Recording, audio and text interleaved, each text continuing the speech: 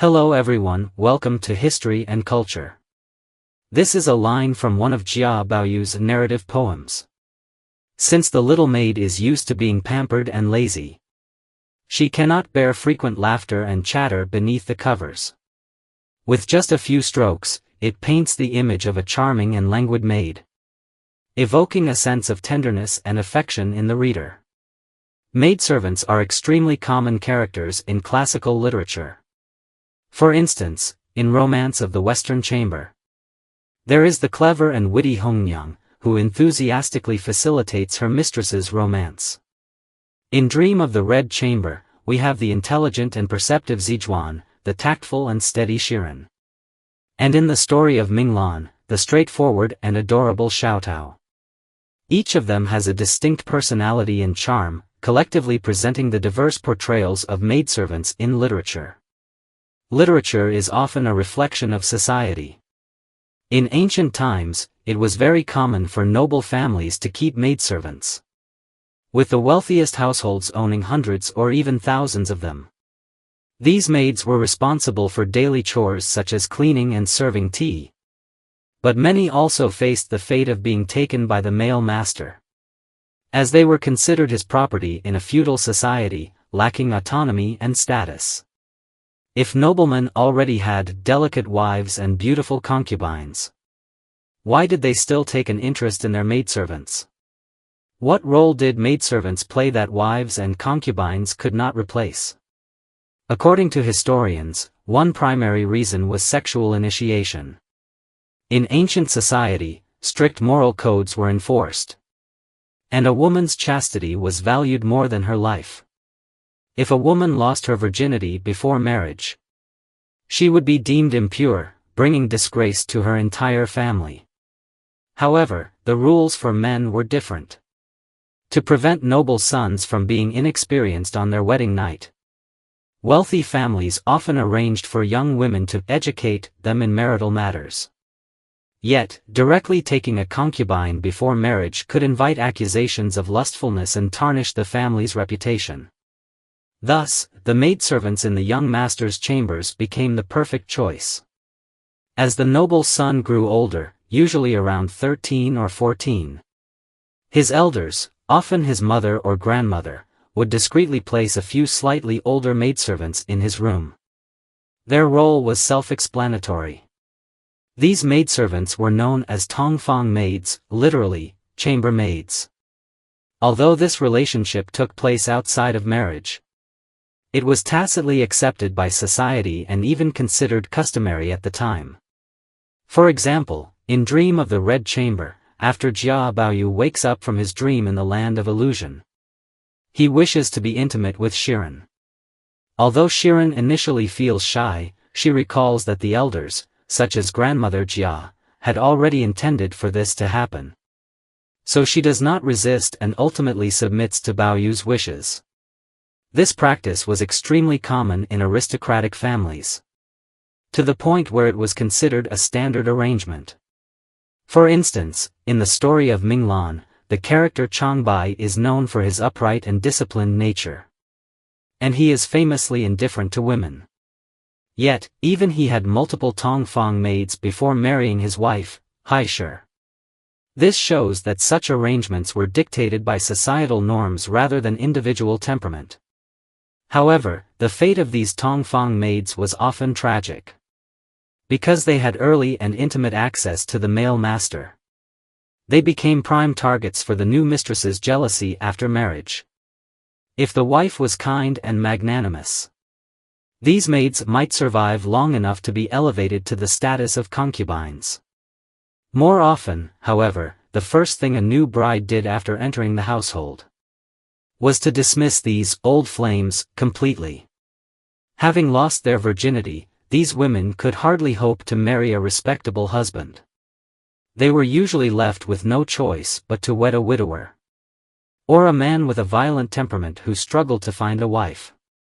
A case like Shiren's, where she was ultimately able to marry into a good household and live comfortably, was a rare exception. Secondly, there is the concept of securing favor through concubines. A bedchamber maid could enter the household in two ways, either by being taken in by the male master before marriage or by being a dowry maid accompanying the official wife. The latter was often used as a tool by the wife to maintain her husband's favor. In the deep courtyards of ancient times, the competition between wives and concubines was often fierce. When an official wife feared that her husband might excessively favor a particular concubine and become difficult to restrain, or when she was reluctant to allow him to take more concubines but feared being labeled as jealous, she might select an obedient maid from her dowry to become her husband's bedchamber maid. Compared to other concubines, these dowry maids were easier to control, as their entire family's fate was tied to the wife's natal family. However, the status of these maids was often extremely awkward. On the one hand, they were meant to help the official wife secure her husband's favor. On the other hand, they dared not grow too close to the husband for fear of provoking the wife's jealousy. If a maid gave birth to a son, she would face even greater suspicion from the wife. For example, in the story of Minglan, concubine Xiang was originally the maid of the official wife, Madame Wang. However, after giving birth to a son, Changdong, she became the target of Madame Wang's growing hostility. To survive, concubine Xiang had to endure countless humiliations and make herself as inconspicuous as possible. A similar fate befell Ping'er in Dream of the Red Chamber. She was Wang Shifeng's dowry maid and later became Jia Lian's bedchamber maid. However, Wang Shifeng kept a strict watch over her, and even casual private conversations between her and Jia Lian could provoke scoldings. Despite this, Ping'er was relatively fortunate because she remained Wang Shifeng's trusted assistant.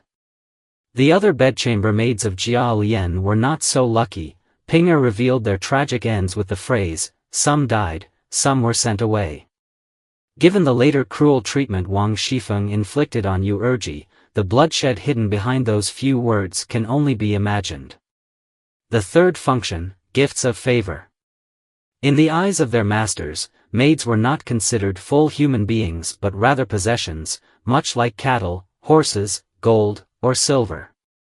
This meant they could be given away as gifts. In ancient times, it was common for noble families to send concubines or maids as gifts. Among peers, during feasts and gatherings, exchanging maids could serve to strengthen relationships. Elders might also present maids to younger family members as a reward or gesture of favor. For instance, in Dream of the Red Chamber, Qiu Tong was given to Jia Lian by his father, Jia Shi. In the eyes of some scheming individuals, gifting maidservants gradually evolved into a means of planting spies. Of course, not everyone was qualified for this task. It required absolute loyalty, intelligence, and adaptability. Otherwise, failing to gather information could result in a meaningless death. For instance, at the beginning of the drama Empresses in the Palace, Zhenhuan Zhuan, the empress gifts a maid named Fuzi to consort Hua. Unfortunately, before she could complete her mission of spying on consort Hua, she was thrown into a well under a random pretext. Similarly, Rui's royal love in the palace, Rui Zhuan, also mentions the practice of nobles exchanging maidservants. The concubine Hu Yunjiao, who caused the death of the fifth prince, initially entered his household as a gifted concubine.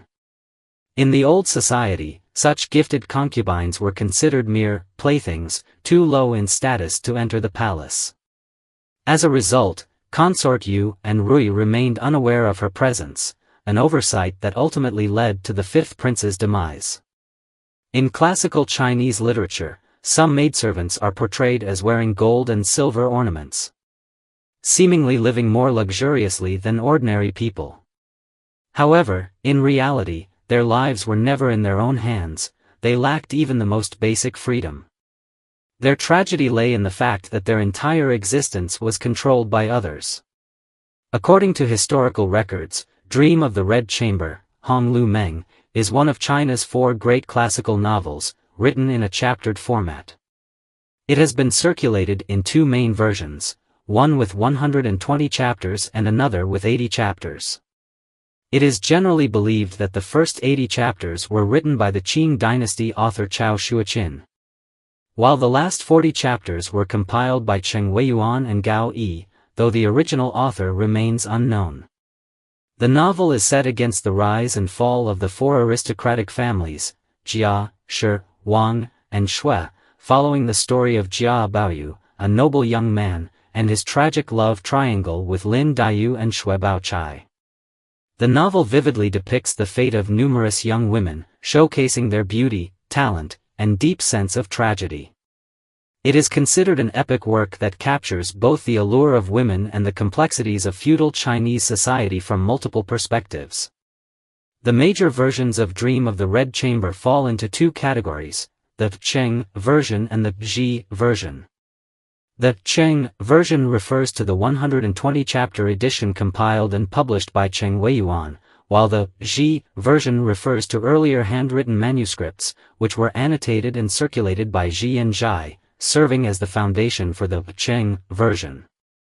As a literary masterpiece of profound influence, Dream of the Red Chamber is hailed as the encyclopedia of Chinese feudal society. It covers a wide range of subjects, including social relationships, ethics, and classical poetry. Chao Shuoqin once described his writing as mainly about emotions, but also a true record of life, implying that his work was not merely a romantic tale but a reflection of reality. Breaking away from the conventional, talented scholar and beautiful maiden trope, the novel boasts a unique style and remarkable artistic achievement.